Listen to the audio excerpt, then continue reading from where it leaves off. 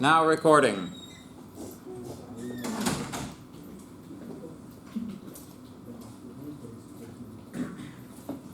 So, good morning, everybody. Good morning.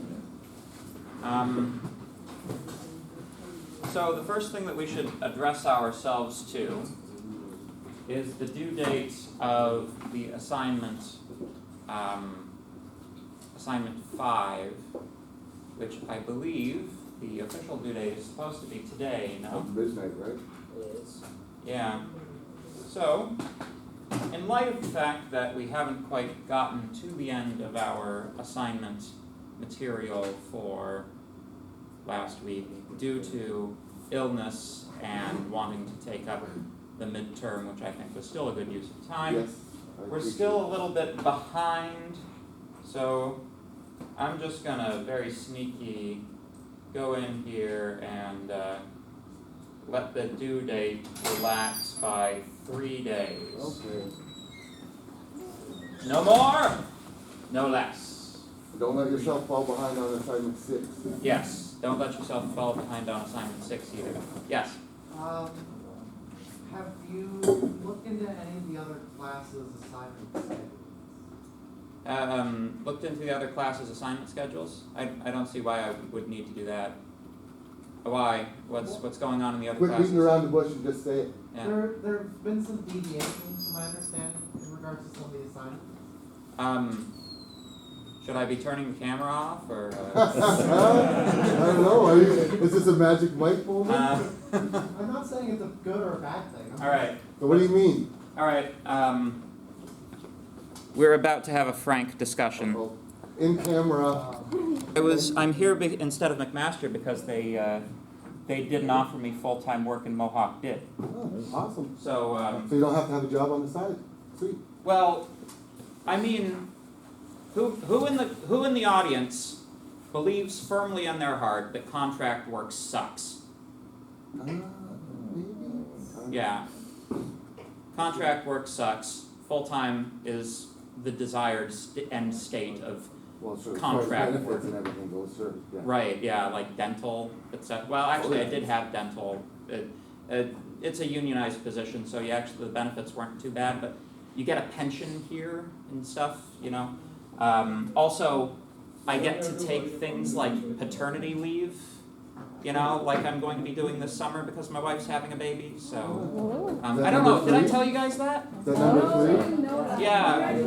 Oh, thank you. Yeah, my wife's having a kid in early May. It'll be May 10th is the due date, so you know, we're getting close. That's 2 or 3? This will be number 3. That's what I thought. You already Yeah. have 3. So anybody who wishes to see cute pictures of my children may approach me after class, but during class we should learn Java instead of looking at cute photos.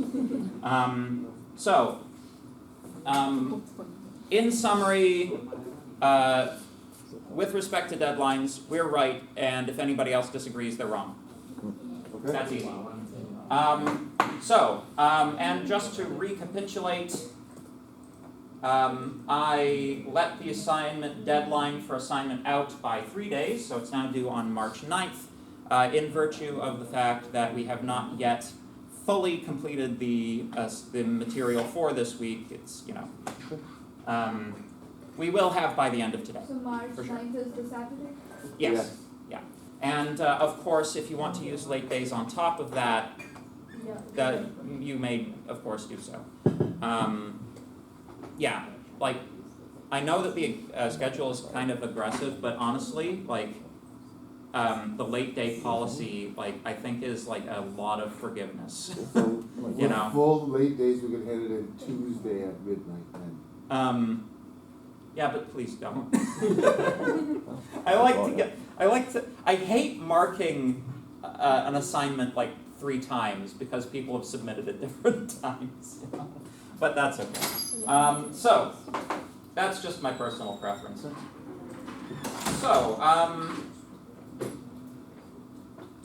So getting back into graphical user interfaces, the thing I was about to say is that essentially we have now all of the tools in place that we need to complete the assignment. We actually got all of those conceptually in place in the last class. What we missed was like practical examples and practice. So the focus of this lesson will be practical examples and practice. Sound good? Yep. So, this is what I want all of you to make for me, all right? I want you to make me a simple calculator. I don't want you to make me a full calculator because by the time you've done buttons 1, 2, and 3, you should reasonably be able to do 4, 5, 6, 7, 8, and 9, right? It's really the differential button capabilities that are interesting to me, right? So, I want you to make a calculator with the following buttons, all right?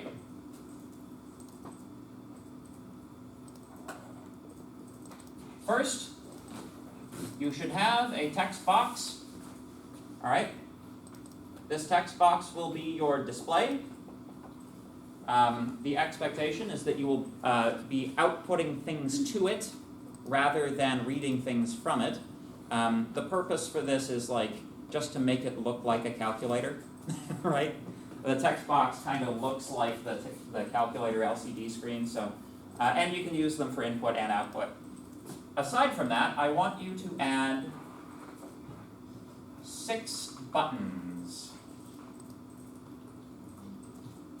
1, 2, and 3, plus, minus, and equals. Now, the thing that I want you to do is I want you to make this thing behave like a pocket calculator, right? I want you to reproduce that functionality. So, when we have a pocket calculator, if the value in the display is 12, what happens if I hit the 3 button? 3 gets added to the right. Right. The new value, if you get 3, is 1, 2, 3. Right? What happens if you press the plus button? There was no previous input, nothing. If there was no previous input, nothing. But if I have 1, 2, 3 and I hit plus, does the display change? No. Nope. So the display is still 1, 2, 3, but what if I hit the 2 button? Not What yet. happens? 1, 2, 3 plus 2, so 1, 2, 5. Not yet. No, Not yet? You need Not you need to hit the equals button to Oh, actually calculate it, right? So if you hit the 2, two. this gets erased and replaced with 2, Yeah. right? If you enter another number, you get, you add to the number the same way, and then if you press the equals sign, you get the sum of the 2, which in this case would be 144. Right? So, this is what I want you to reproduce. I'll even give you a hint. You will need only 3 variables. For like,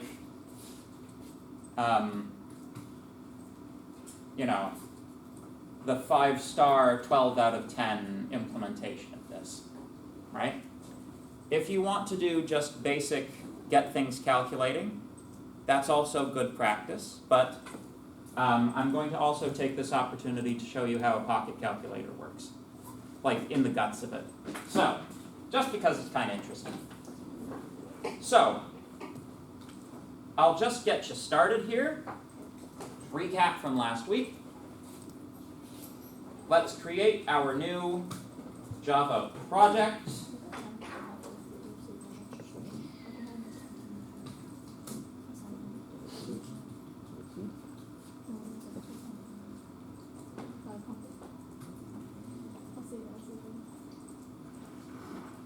Oh, and just one final note on assignments. You'll notice that assignment 7 has a due date which is offset by 2 weeks from assignment 6. Because of test 2, right? because of test 2, exactly. So test 2 is occurring in this block. So just like with assignment 3, you are being given a 2 weeks to complete assignment 7 and 1 week to complete assignment. Well, actually, that looks like that's 2 weeks as well, doesn't it? Looks good. That Yeah. looks like I'll catch up. Yeah. So there you go. All right. So That's where they'll catch up too. yeah, I expect good assignment 8s out of all of you.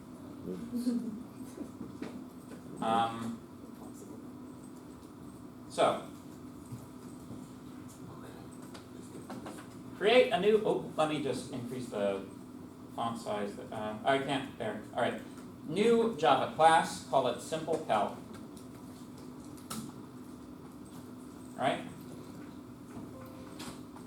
Now, the thing you'll want to do is to pull in our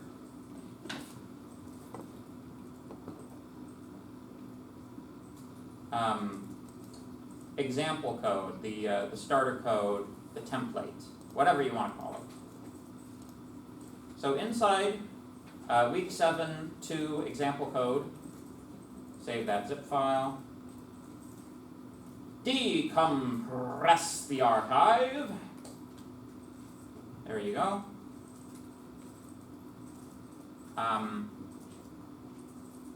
Open up your GUI graphics template with, just Notepad is fine. Copy the contents.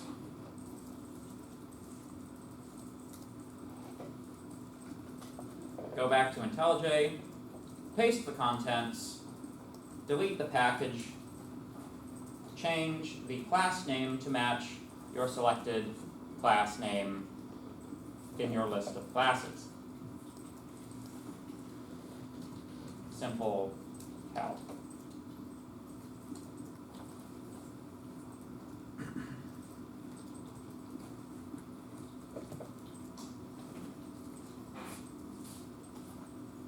Incidentally, if I receive any assignment 5 submissions that include all of the to-dos, and this is where you create your components, I shall be disappointed. I shall be severely disappointed that you left the default comments in. So, Sam Scott doesn't even work here anymore. So,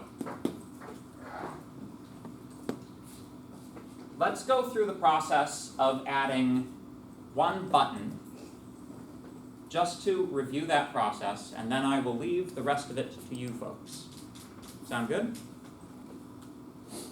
So, the first thing that we should do is declare instance variables for all of our GUI components.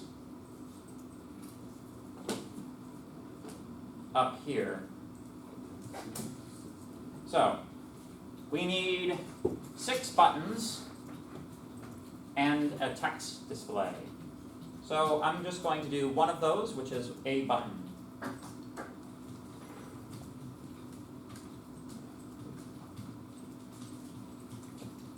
Very, very important. Please remember to select javafx.scene.control. Like so. The other way of going about this is to import javafx.scene.control.star, which imports everything from the JavaFX scene control library. So in theory, it should link automatically and not give you any troubles with trying to import AWT instead. So we have button 1, there we go. We have a button. The next thing we need to do is instantiate this button. That is done inside of the start method. Why not just up there?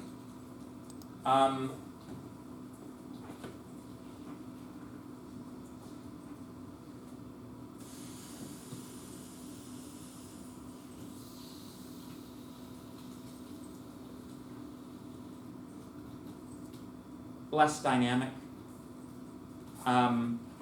So the like the face value of the button is a string which is passed into the constructor. Typically in this class we hard code that, but there's no reason that we should need to hard code that, right? So if you find it repetitive to write, button 1, button 2, button 3, initiate, initiate, initiate, you can actually throw all of your buttons into a button array and initiate all of them, using loops and good programming and all of that. We're probably not going to do that because, it makes it complicated and we're trying to keep this as a lighter week, But you can't use loops or if statements or anything up there, right? And this is the type of thing that you may need to do conditionally at some point. So, also, I kind of just have a personal preference for not initializing anything up there. To my mind, you should only do that when you have to, and the only time you ever have to is if it's static, and you want it initialized before any objects are created. So, it's like, does it technically work? Yes. Is it my preferred way of doing things? No. Are people going to do it anyway? Of course, So, we want to initialize our button. Button 1 is equal to new button. Professor, Text is 1. Yes? I don't know what's wrong, but I tried loading my account on both these PCs and the PC just hangs off. Like your Mohawk ID?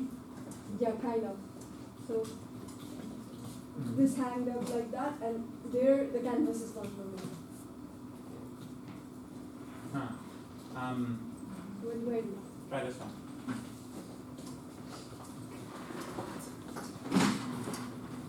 Have you tried turning it off and on again? How can you do that when you can't turn it on? How can you do that when you can't turn it on? I mean, they all have a power PC. cable in the back, PC right? itself, yeah. Yeah, they all have a power cable in the back. What you do is you force an involuntary reboot cycle, which is to say you intentionally crash the computer. So, we create a new button. That button's name is text. Or, no, sorry, the button's text is 1. The button's name is button 1. We then have to say, I always forget this line. It's like root.getChildren.add all, and then button 1, like that. I think that's correct. At this point, you now have the ability to run the application, view what the output looks like, so that you can make sure you've done everything correct up to this point. Test early, test often.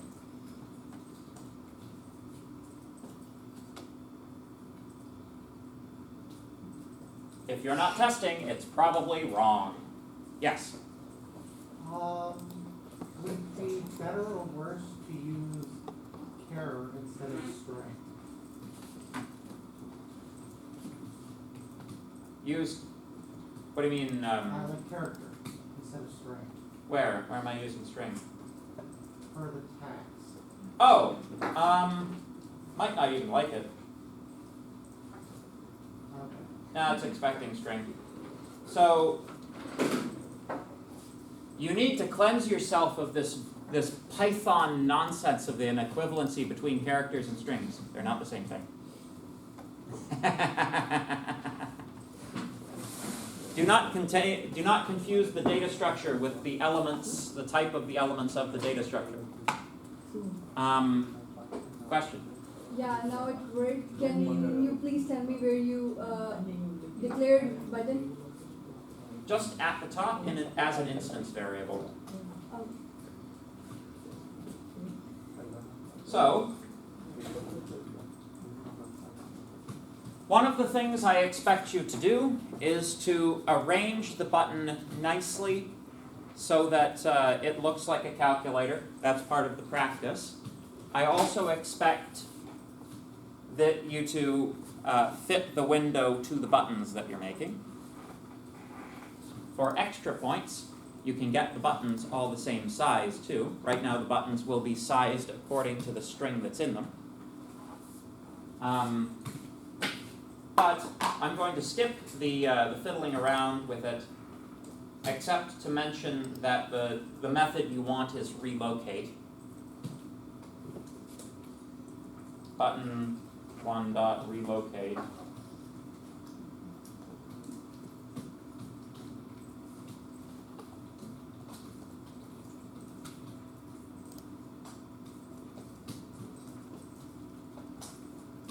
There you have it. You see it's not exactly in the corner anymore.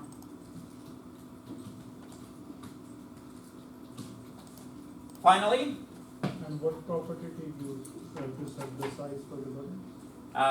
it's preferred width. So if you do the programmer's favorite thing, which is scroll through the autocomplete, you'll find that you have things like, should be some set things here. Zoom.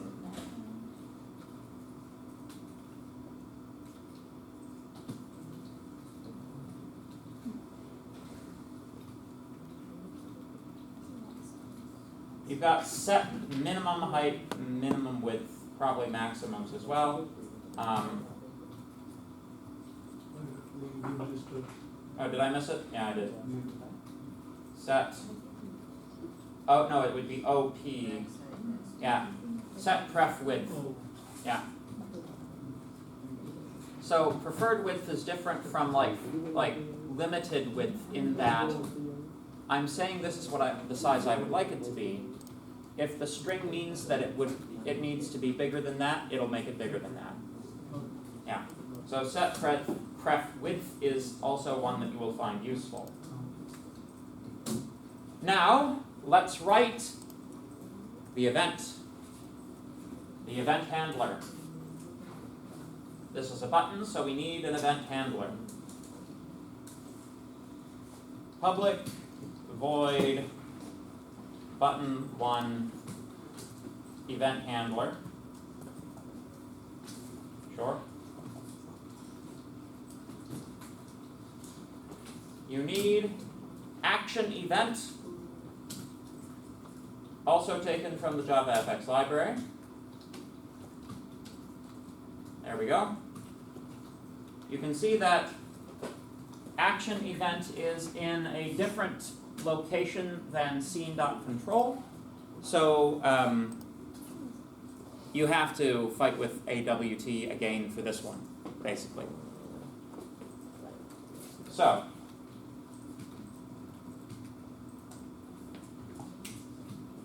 action event. So this is where you will insert calculator code. But since that is an exercise left for the reader, at the moment all I'm going to do is a simple console print.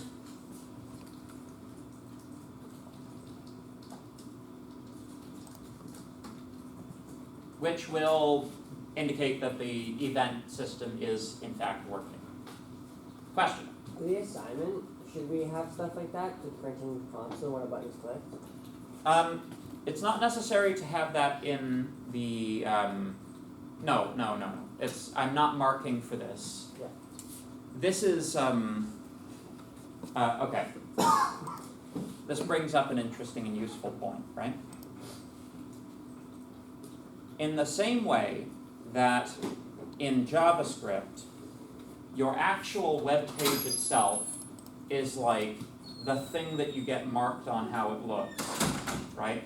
And the console is like information about and provided by the developer for the purposes of development. the same distinction will be applied here. So the console inside of IntelliJ, I will consider that to be your own developer region, that's not part of like your presented product. So if it's empty, it's fine. If it's empty, it's fine. If it contains debug information, that's fine. If you decide to put part of your actual interface into it, that's a mistake. Does that make sense? Yep. Good. Is it only for assignment 5 or for assignment 4 as well? Oh man. Because in assignment 4 we have input and output, right? We are asking how many parts. No, like basically in this course we do two varieties of application, right? We're doing console apps and we're doing these GUI apps. If it's a console app, then the console is your external interface and must be treated as such.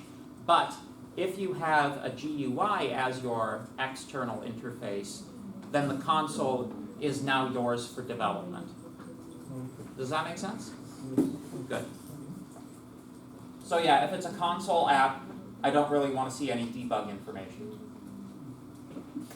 Okay, so now we need to hook this up to the button.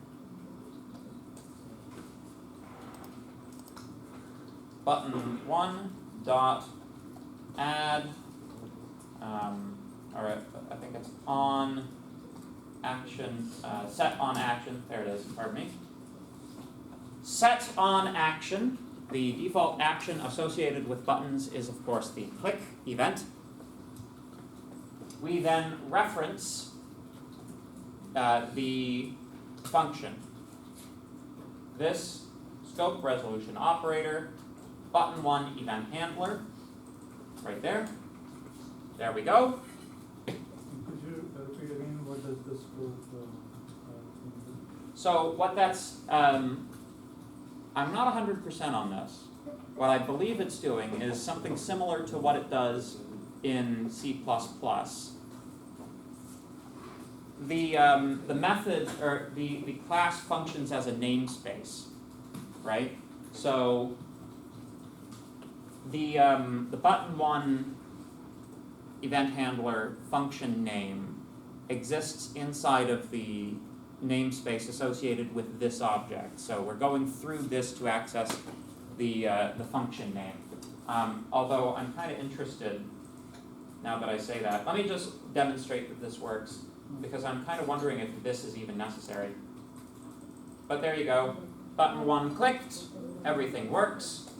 Let me see if it works without this. Nope. What do you? Yep, cannot resolve symbol button1.ph. There you go. So Java is just a little bit picky about how you access a function name.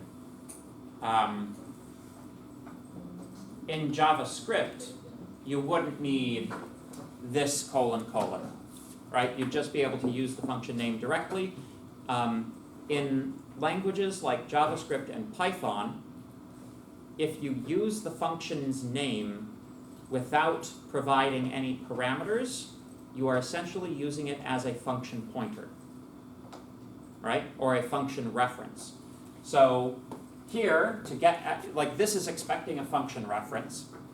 The way that we get at the function reference now in Java is we have to resolve the scope first, which, you know, it's just another one of those lovely little ways where Java is just so much more verbose than every other programming language. But that's okay. You can always tell when you're doing a function reference. So anyway, there you have it. One button hooked up to an event. Now, make me a calculator. Go for it.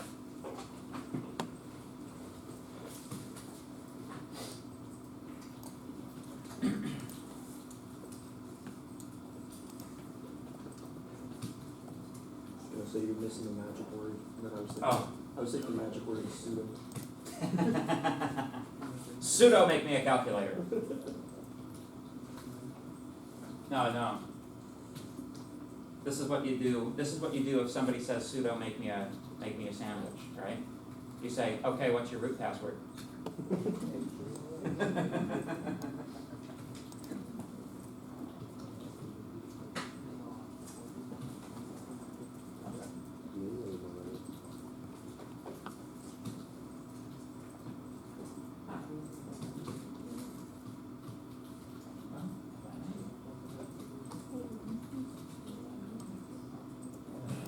Not named your function, same thing. Yeah. Copy.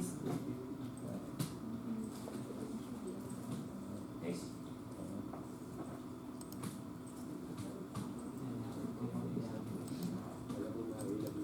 Oh, yeah, you're using AWT as well. You must select Java Advanced. Otherwise, you're trying to combine things from incompatible libraries. And see, this has resolved the problem.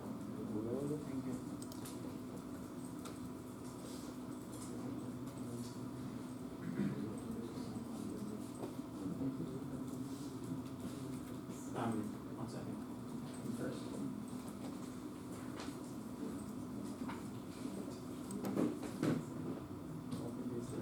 Yes, you've loaded Java AWT by accident as well.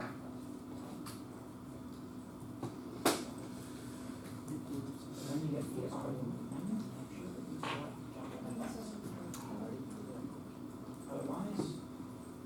Otherwise, you're trying to load different things from incompatible libraries.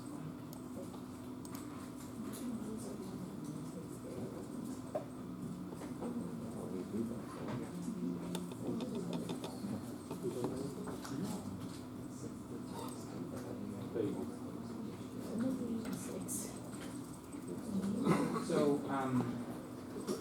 you need a drawing canvas, same way that you would use the same thing that you would apply like fills, rectangle, those sorts of things. It has one for drawing images, it does not do that. Let me take a look at the template to see if we've got that in there. So this is actually something we're going to be covering in the next section. Basically, in addition to all of these things, there's another GUI component called a canvas, and that allows you to draw things. So, I was just getting good at Canvas, and now we're on GUI stuff. I mean, don't worry, canvases are coming back. So if you have like an interface window, you can declare a canvas as a subcomponent of the window where you can like draw your pretty pictures.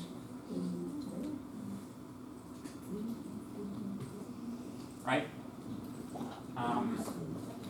Up to now, this thing has been like the same size as the entire window. So it's looked like this is all the Windows theme this entire time, but it's actually like you can set a frame out, put stuff in there, and also have like, you know, a ticker along the bottom and like buttons and whatever you want.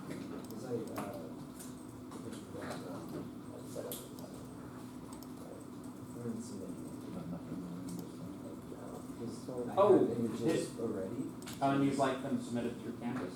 Yeah. Basically. Yeah, okay, so this is the process, right?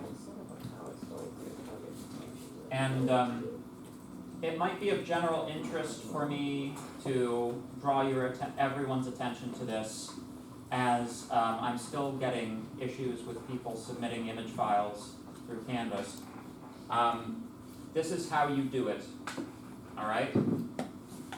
You take your image file, let's say it's uml.png, although any image file would do in this case, right? You open it up in File Explorer, right-click, rename, right? Add .txt, submit. Do nothing else. 2 things. What? You should have view file extensions click enabled on your operating system. Yes. And if absolutely. Windows doesn't tell you that changing the file name is gonna screw up the file, we're doing it wrong. Windows Yes. will always say, if you change the file name, you're gonna make this file unreadable. You Which want to is see bullshit. Yes. Because that. It's not, it it's- just yeah. changes the default program that uses to read it, that's all. precisely, I don't know how much time I have collectively spent trying to undo the training that the Windows operating system has intended to inculcate in everyone, because they're just telling you BS, right? So, But that should pop up every Yes. single time. thank you for that. To reiterate that, if you're doing this in Windows, make sure that you have View File Extensions clicked. In fact, I will show you where that is right now. It will not work properly unless you have that clicked. Yes, so if you go View, View tab, File Name Extensions, click that, there you go, there are all your file extensions. This is also true for Java, right? Basically, what Windows does in the absence of this is it will hold the file extension constant and consider you to be renaming the front part without renaming the file extension. So, if you don't view the file extensions, you will end up with uml.txt.png when what you Yes. want is with these two swapped, Yes. right? And this will not submit on Canvas, but this will, because Canvas is filtering by file extension. File extensions don't exist. They're fake, they're made up. You can make up your own. Sure. Absolutely. So file extensions only have 2 purposes. All right? The first purpose of the file extension is to tell the operating system what program to open this file with by default. The operating system will not prevent a program that shouldn't be able to open this file from opening it. Like, I can open a PNG in a browser, no problem, right? You can open it in Word too if you wanted to.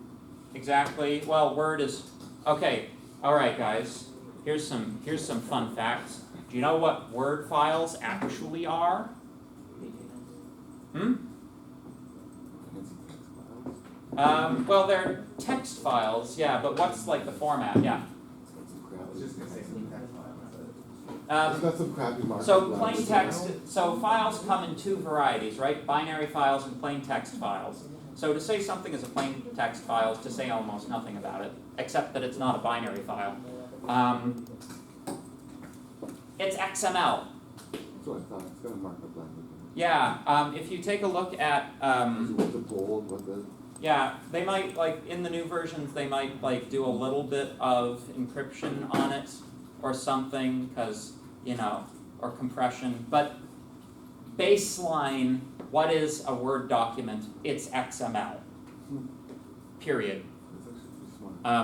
PDFs are quite a bit more complicated. Did you know that you can have 3-dimensional rotating models inside of PDF documents? Nope. You can't print them, but you can have them in a PDF document. PDF is actually a very, very, there's a huge number of amount of things crammed into PDF, but anyway, so the point I'm trying to make, alright, so that's first purpose of file extensions, it tells the operating system what to open the program with. The second purpose of the file extension is programs will sometimes filter the file for a correct file extension before opening it, right? If Word opens a .txt file, it's like, oh, this is plain text, so I'm going to put it inside of my XML and give you that, right? There's a different procedure based on what this file says it contains, right? but there's also a difference between what it says it contains and what it actually contains. Here, we are saying that it is plain text, but in fact it's actually a binary file, right? So, and this is the problem people keep running into, is like, if you are renaming the file by opening it in Notepad and saving it as a .txt, you are opening a binary file and then character encoding it, and then submitting it to me as a character encoded text file instead of binary file. So what it looks like on my end is that you have a image file that's completely corrupted and can't be opened, which is true. You have corrupted the image file, right? Okay, and there is one third sneaky Linux reason for having file extensions, and that's it makes it easier to find things, right? In Linux, it's reasonably, like, finding all files with a particular file extension is like stupidly fast and easy. It always baffles me that like the search function in Windows takes like literally 6 days to complete a search, right? Because in Linux, it's like, well, you know, maybe if Microsoft could program a damn file system, it wouldn't take 6 days to search it, you know. Unlike beautiful, wonderful, godly Linux, which uses, you know, intelligence and good design and probably B trees to organize the file system in such a way that you can search it quickly and easily. Anyway, that's my rant about file extensions. To answer your question.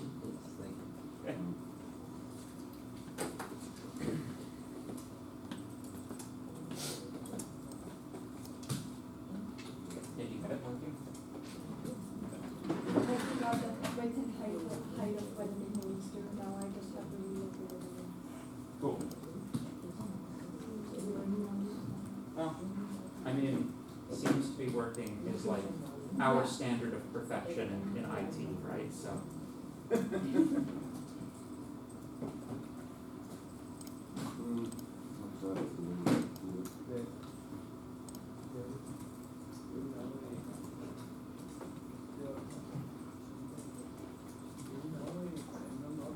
Such a stupid classroom. Yeah, All right. like I said, this is bad form, declare instancing it up here. So, where should I instance this? Because if I do it in here, it just resets it to blank string. Yeah. And start Okay. at the top. Start. Okay. Now, there's some other things. These are instance variables, but they're not public or private. Does that mean that they're protected? Yes. Okay. Which, you know, since this is like the top level module, you could argue like it doesn't really matter whether it's public or private, you know. But is it just me or is it obvious? I think it might be just you. And now, when I click on the button, it sends event E to the handle. So Well, I'm just trying to. yeah. So I click on this button, action this, and it sends. It So- calls this. So you know, it basically works exactly the that same is- as And that is expecting action event E. What is E? Is it an array that contains a bunch of information about the event that triggered it? yeah, well, not an Is it array, an but it's an object? object containing that information. How do I access the information in that object? Using dot syntax. Okay. Now, what will it tell me? Will it tell me what button is clicked and like coordinates on the screen where it was clicked and all that jazz? Yeah, pretty much.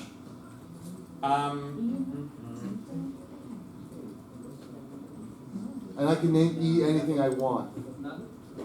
I can name it event if I, because E is Yes. a very. Yeah, exactly. Oh, you can just fire them. That's interesting. All right. Yeah. Let's see here. And E will just have a bunch of methods that I use to get the information that's contained in the object. Mhm. Okay, I forget the, I know it's beyond the scope of this lesson. yeah, but it won't be by the end of the course.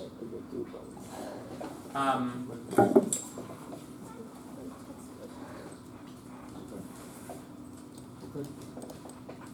Thank you. No trouble.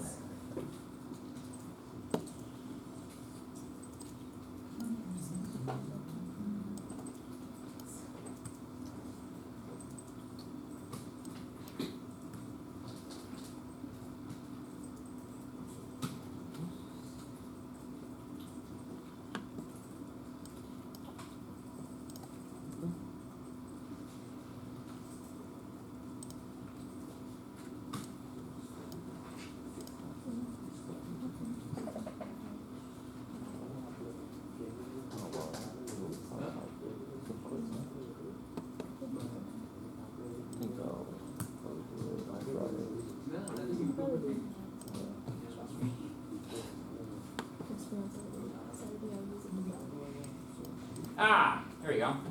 That's why I couldn't find it. Okay, so action event is one type of event. But we've got more than just the one type of Okay. events.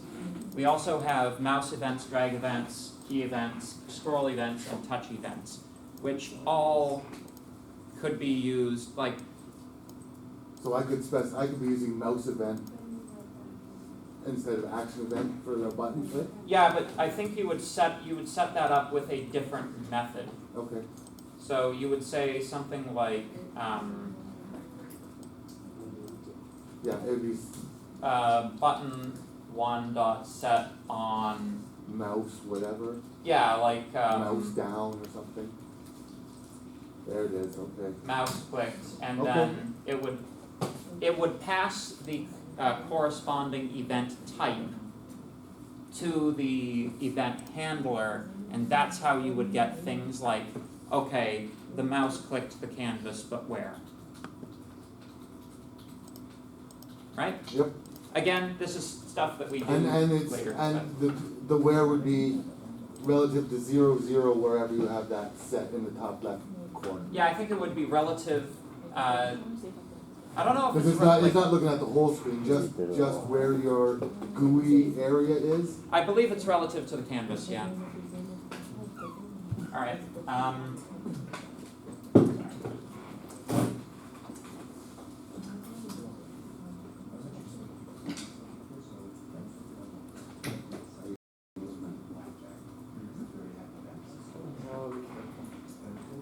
trying to learn different stuff now. No.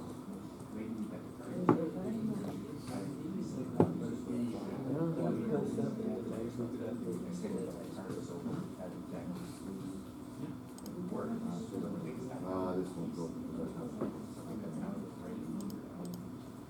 So you need to.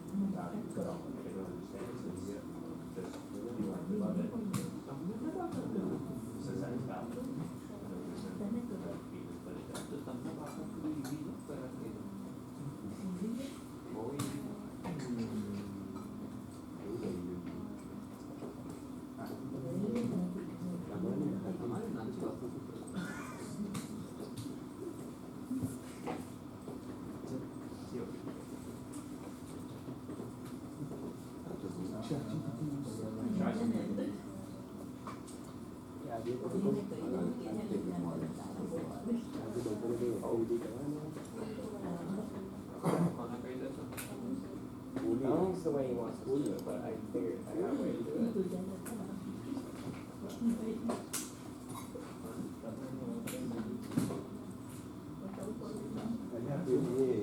Yeah,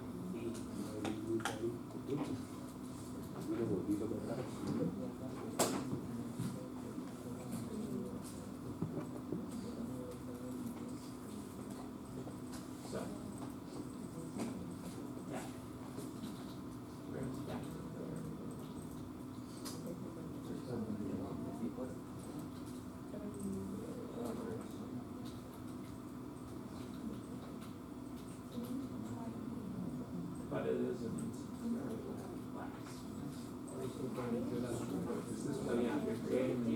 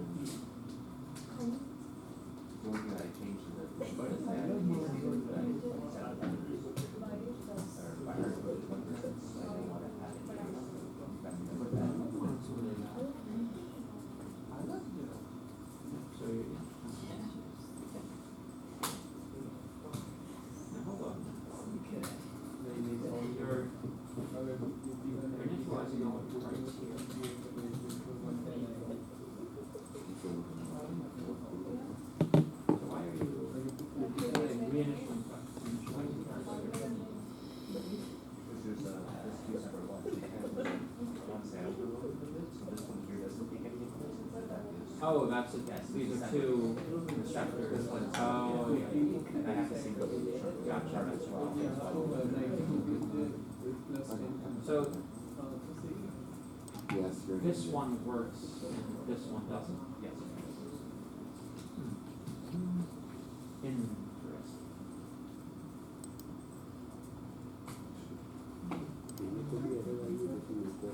I love it when you find an error and you're like, oh, yeah,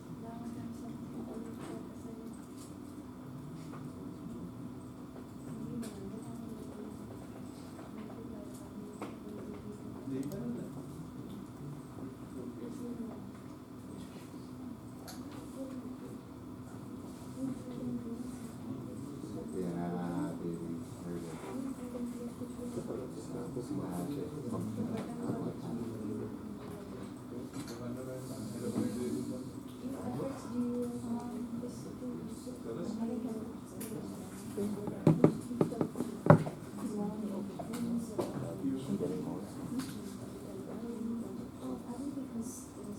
Are you forgetting to take from that card number?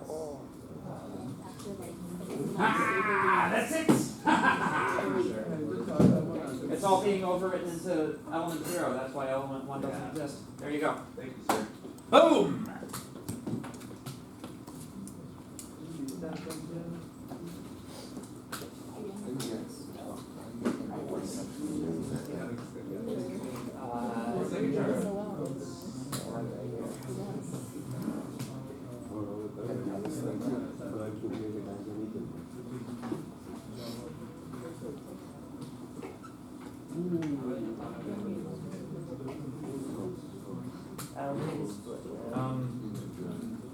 Yeah, it might want you to include the package statement.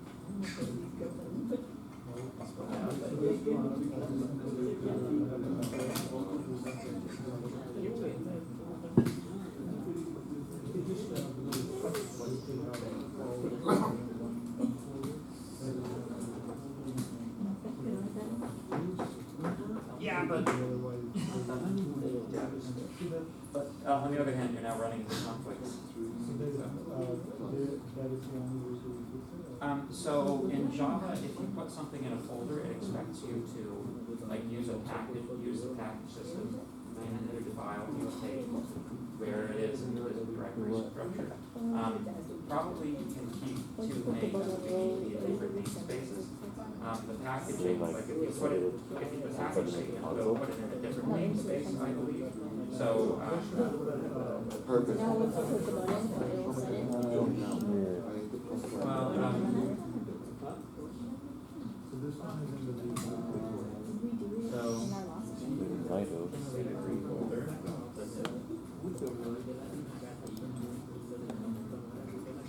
yeah, you would need like week3.oop.source. But, you know,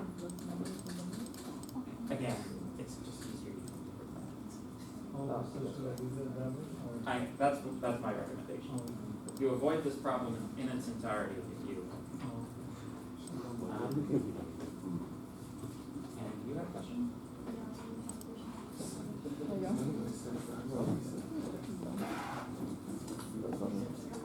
I just want to set that figure out the feels. balance. There's definitely The logic, yeah. It's a blunt. I did it. Really good.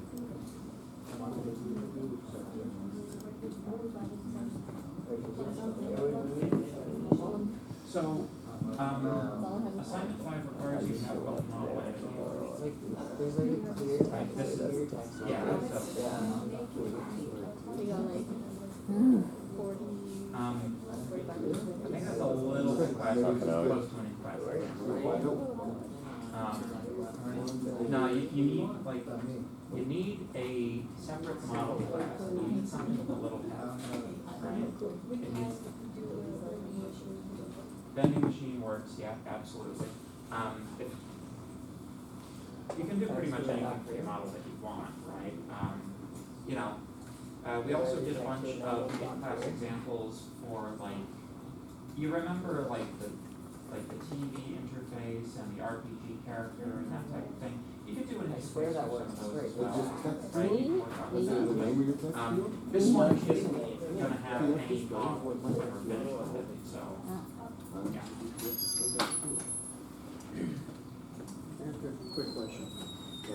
Yeah. You wanted it where when you hit the plus button, it deletes the text. Yeah, because I'm an idiot. Oh, it doesn't until the next button press. Oh, I guess so. Yeah. Being dumb, you know. Yeah. Boom, thank you. Like, And get the number. if you're curious about it, how it works, grab a pocket calculator, and that's your model. That's what you're trying to model.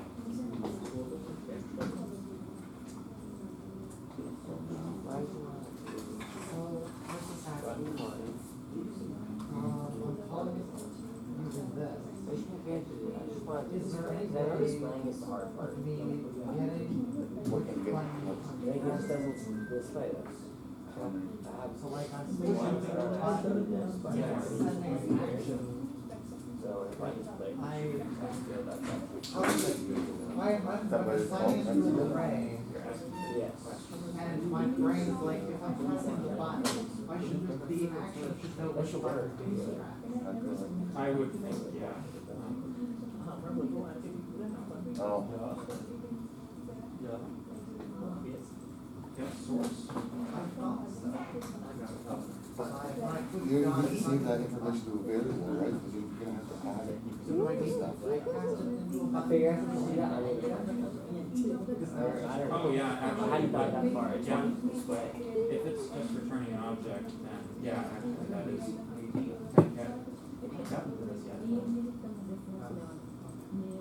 yeah. It's probably the smartest way to do it.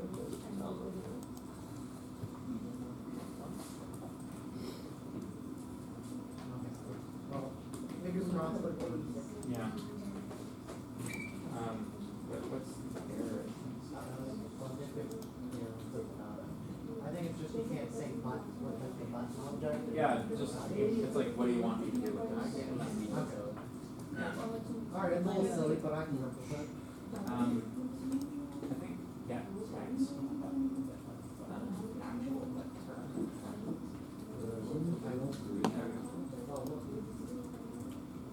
Alright, it's not actually. I'll figure it out from here. Mm. I got that.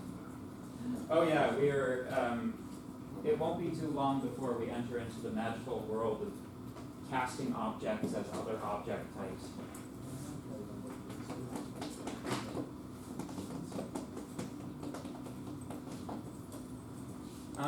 Getting there. Well, yeah, we don't have a clear button.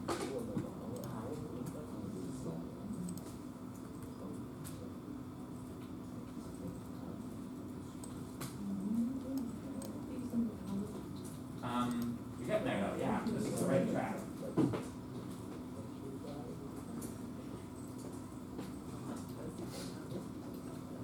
Okay. All right, folks. Most of you have made it to the logic. Some of you have made a stab at the logic. I'd like to go through the logic. Sound good? Yeah. All right.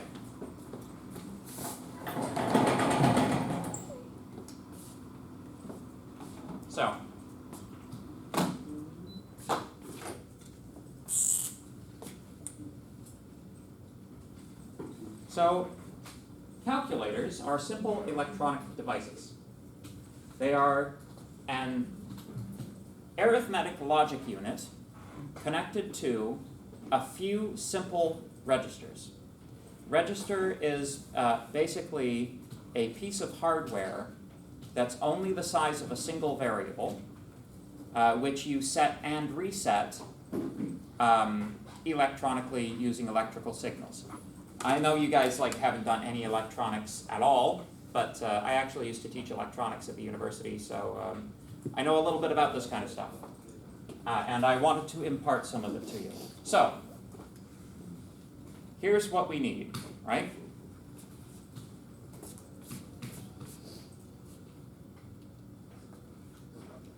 Let's say, let's map what happens to various registers when certain buttons are pressed, right? So, let's say that the button press is in this column, and certainly, if we have nothing else, the display needs to come from somewhere, right? So, let's make a display register or a display variable. The thing about registers and variables is that they are basically the same thing. Your system, like your RAM, is just a very large array of registers, which is a bit slower than actual register memory, which typically is inside of the CPU. So, if we hit 1, display goes, let's say display is initially blank. It could also be initially 0, but let's just go with blank for now. Display becomes 1. If we hit 2, display becomes 1, 2. If we hit 3, display becomes 1, 2, 3. Now, what's interesting is what happens when we start pressing operation buttons. Most people, I think, can get this far without too much difficulty, right? All you do is you multiply this by 10 and add the face value of the button. Simple, right? So we can say, so number button display equals display times 10 plus face value, which of course we would substitute for whatever the face value of the button is that was pressed, right? 1, 1, 2, 2, 3, 3, etc. Pseudocode. So, what happens when we hit plus? The display does not change, right? So an operation button does not change the display, right? At least it doesn't change the output. Functionally, we know that when we start entering numbers again, this thing has been reset at this point. Pressing the plus button resets the value here. So, this is a point where what is actually output is a bit different from what is read, what is the internal state of the memory. So, in terms of internal memory, we can consider an operation button, right? Op button will 0 display. Making sense so far? Maybe? I'm gonna keep going anyway. Uh, so, now, yes, question, Why don't display 1, 2, 3 plus instead of 0? because that's not how a calculator works. Right? So, we can also say like output, like the actual LCD display goes 1, 1, 2, 1, 2, 3, 1, 2, 3, 2, and 3. All this means is that number button updates output, but an operation button does not. Right? When I press the operation button, the internal memory is cleared, but the display is not updated. So it still holds its previous value to the next state. Yes? Shouldn't the last number be 23? Yes, thank you. Sorry. 23. Also, I'm starting to Oh, the button would be 3, but display would be 23. precisely. Oh, yeah. 2, and this display would be 23. Yes. Yeah, thank you. Pardon me. There we go. So now, what happens if we hit? And I know I'm doing like input in the middle and output on this side, which is terrible, but you know, typically the output column should be over here, but you know, whatever. What happens when we hit the equals sign? 146. Yes. So our output becomes 146. But what happens to the internal state, Register. right? So that also becomes 146 because you can then add more numbers to it, I think, if I'm remembering correctly. Yeah. Once you've hit equals, you can then use that as the next number and like say plus and then add another number to it. So the internal state will be updated to whatever the display state is. But what we're doing is we're taking this value and we're taking this value and we are combining them in a mode appropriate to the operator selected here. Right? So,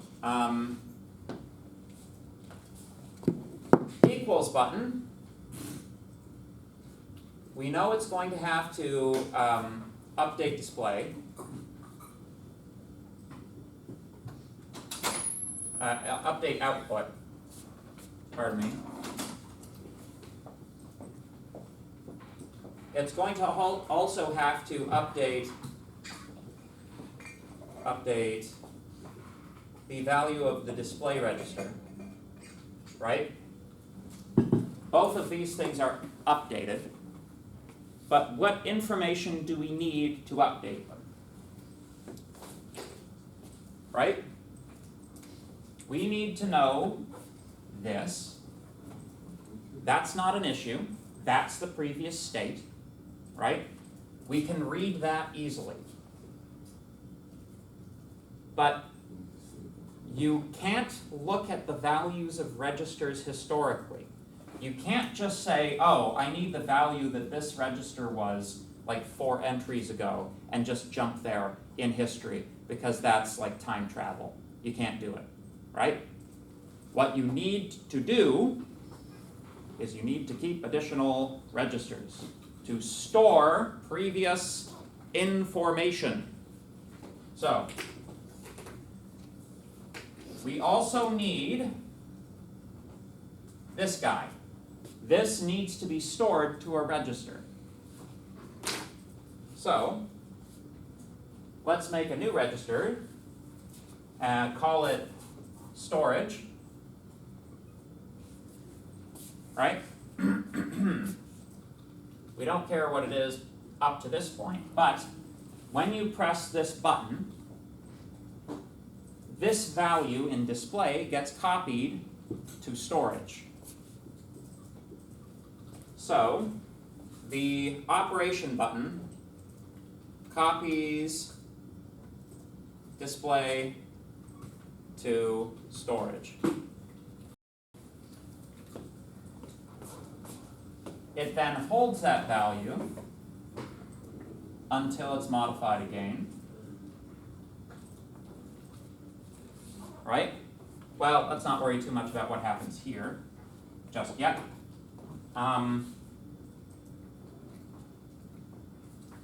Right? The other piece of information that we need is what operation we are performing. We need this here.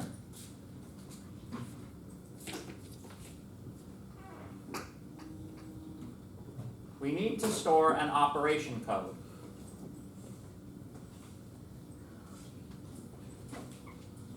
When this button is hit, we store plus. Now what you would actually do is you'd store an op code. That is to say, you'd say like, plus is 1, subtraction is 2, right? And then you'd use numbers. There's no reason to use characters here, right? But that means that when we arrive at this equals operation, we now have all of the pieces of information we need to actually perform the calculation. Question? What if you wanted to minus a number after you, so that 23, what if after that you hit minus, add in a new number? Would it be plus, comma, minus on the op? So, let's go through it, all right? So let's assume that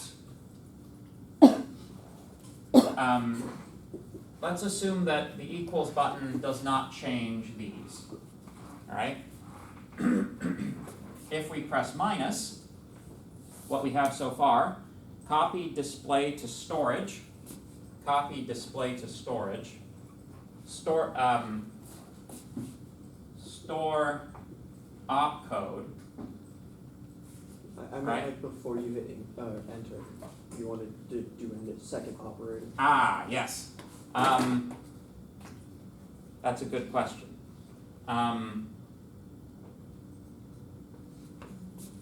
That's I need to undo history to do that. So let's just do this one, Okay. and then we can address that point. All right.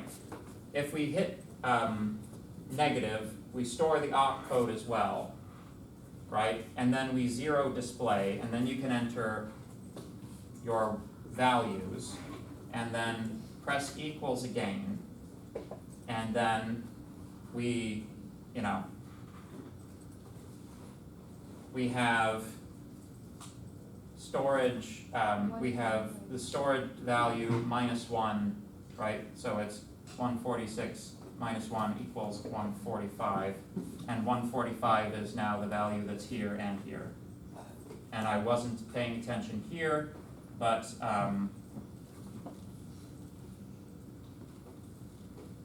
146, 145. That's how it would work here, right? And as you see, the way that this has been set up, we actually don't have to enter numbers in here, and it still works. So let's address your point that you were saying. What if we hit what if we enter multiple opcodes, right? Basically, we're going to address the dashes here, right? So let's say in display stored opcode output, right? Let's say we have 2 plus 2 plus 3 equals, right? So we're assuming initial states of 0, let's assume initial states of 0 for everything, right? So display becomes 2, right? Stored does not change, op does not change, output is 2. right? We hit plus, we store 2, opcode is now plus, output does not change, this is zeroed, right? We hit 2. Display becomes 2, stored becomes 2, op is still plus, output is then 2, right? We then hit plus. So, If you just do the math on that before, as if you were hitting equal, that would. mhm. and So- it's equal. So yeah, oh, and this would have to be calculate the thing, right? So the equals operation, calculate the thing, is implied in the operation button, right? So to hit plus, our display needs to be updated with 4, right?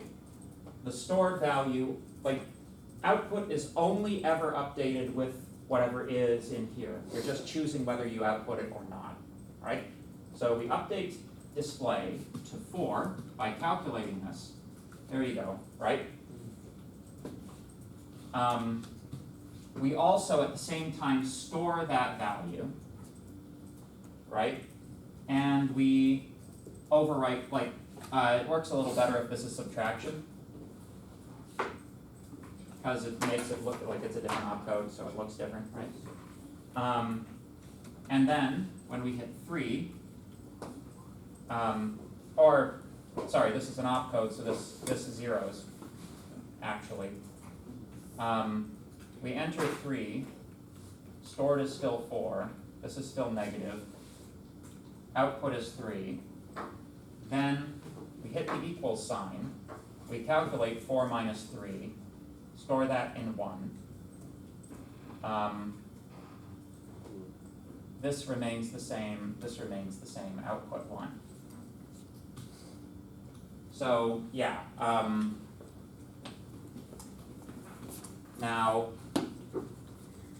if we're assuming this is 0, 0, 0, right?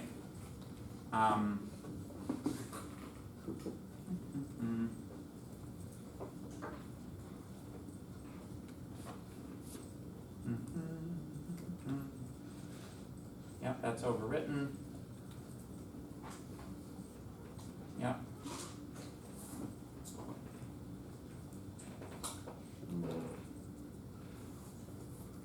Ah! You store equals as an opcode. If you store equals as an opcode, then you know that the previous operation was like,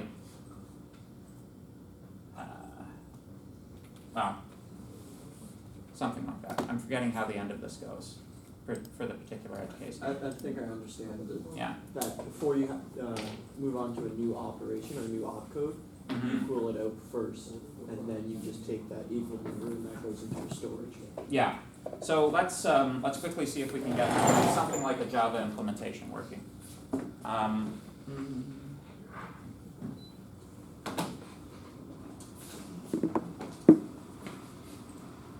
I'm going to quickly do some stuff while this is booting, as we have precious little time. 5 minutes. Oh, come on, we got 10 minutes.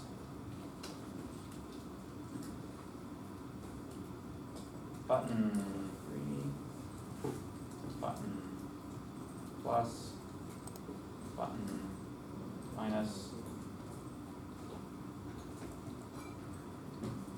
button EQ. There we go. We have to initialize all of these.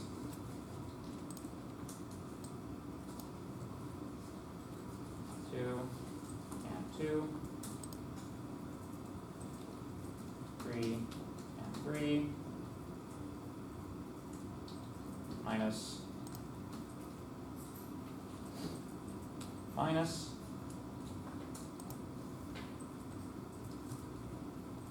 plus plus BQ equals, there we go. Actually, now that I think about it, I think I have to point two things out to you before we continue this. In the guide, I already kind of said it, but here we go. So, number one, what does it mean to hook up a model to one of these? That means you initialize a model object inside of the start method, and you make that object an instance variable of the class, and it means you write buttons that do each of the methods, right? You have in the vending machine example, you have a button which adds a coin. You have a button which vends an item. You have a button which asks for the change back. You write a bunch of very simple handlers. All they're really doing is calling a method of the class, right? And that's it. Update the display appropriately. Call the method call the method, take the output, update the display with it. That's how you do it, right? Furthermore, there is one more component which is useful, which is a canvas. So, previously, when we had our JavaFX template, the whole thing was a canvas, right? We had a canvas that was the size of the entire thing. It's actually a subcomponent. You don't have to have a canvas that's the size of the entire thing. As you can see, this is a canvas in which a circle has been drawn. It is part of the form, not the entire form. It's good to change the background color on these because the default background color for a canvas is the same as for the non-canvas areas of the form. If you don't draw a box around it or something like that, it'll get lost in the rest of the form and you won't be able to distinguish it or see it. So just keep that in mind. This is off-white, so if you make this white, that's one way of doing it. Alice Blue works well for pretty much everything as well. So canvas, you initialize it with a width and a height. You then create a graphics context from the canvas, and you can call relocate on the canvas as well. So once you've declared it with a width and a height, you can move it around with relocate, and that's it. That's basically the whole rest of this week's guide. Those are the important points. All right? So, good. If you have any questions, consult me or circlemanager.java, which is a good, example of this. But let's just see if we can get the calculator, how much of the calculator we can get working. Button 2, button 3, button plus, button minus, button EQ. We need integers for display, store, and opcode. There we go.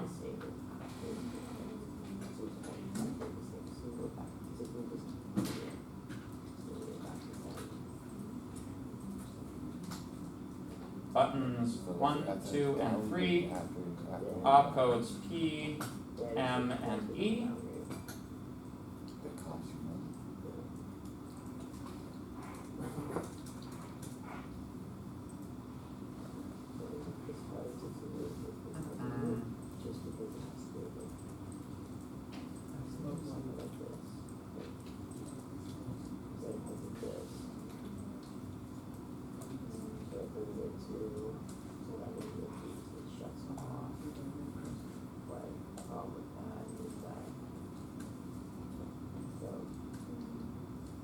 this before copying it. Ah. Alright. So, The only way down.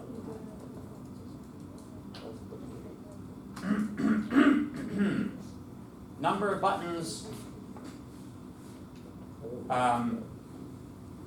display is equal to display times 10 plus 1, or not one, yes, 1 in this case. I think it's useful to write an update display function. Public void update display. Do we have to initialize the display first? We most certainly will. So I need a text field, tf out.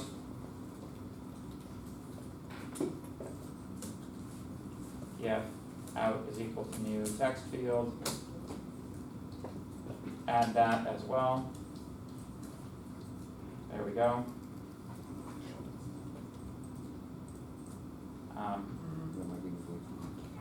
Tf out dot set text display. There we go. Shorthand for string conversion in Java. Then buttons, update display. Opcode, operation buttons do not except for equals. Right? So, if we recall, the op buttons copy display to storage and store the opcode. So, store is equal to display. Opcode is equal to 1 for plus and 2 for minus. There we go. Then, what else do we do? We zero display.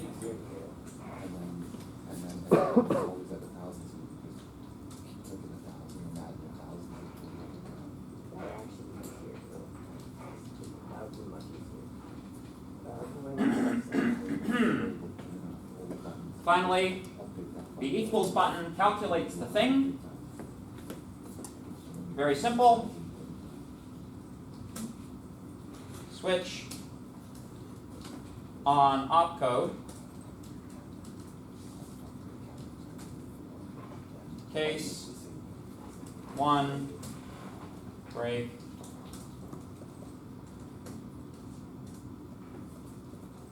Case 2 break. Default break. You shouldn't have any default, but maybe whatever. So we calculate the thing. When the thing is calculated, we store it in display. So display is equal to, in the case of opcode 1, display plus storage. In this case, minus. We then update display. And perhaps you also clear some stuff, but this is going to be tight. Let me just quickly relocate these things so that they're in, visible locations.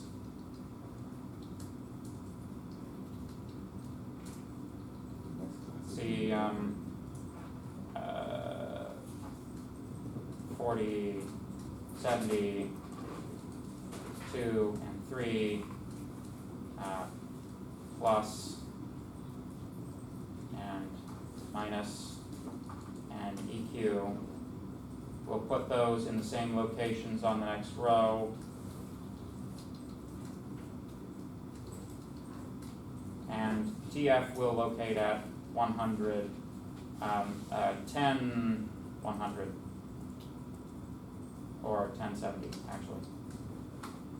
And I'm not gonna be concerned about too much. Dooba dooba dooba dooba doop. One. Just a bit there.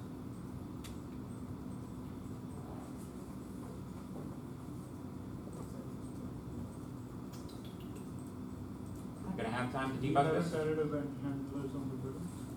Oh! Yeah, let's take a look at these. They're all Um, button one, ha! right? That'll do it. Haste makes waste.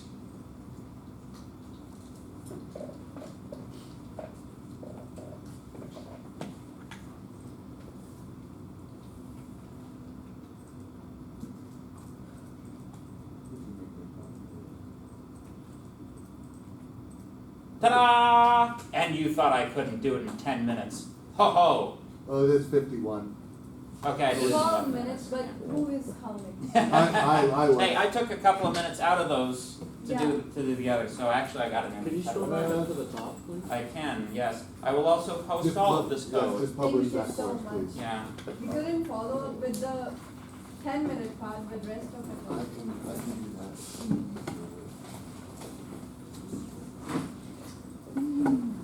That's it. Make this- You can do things quickly if you know what you're doing. That's the logic. If these include, so I just, we have to make it in its own. There you go. All right. Thank you very much, everybody, for your time and attention today. We will resume on Friday. Question? Is this for? Oh, yeah. Any general questions?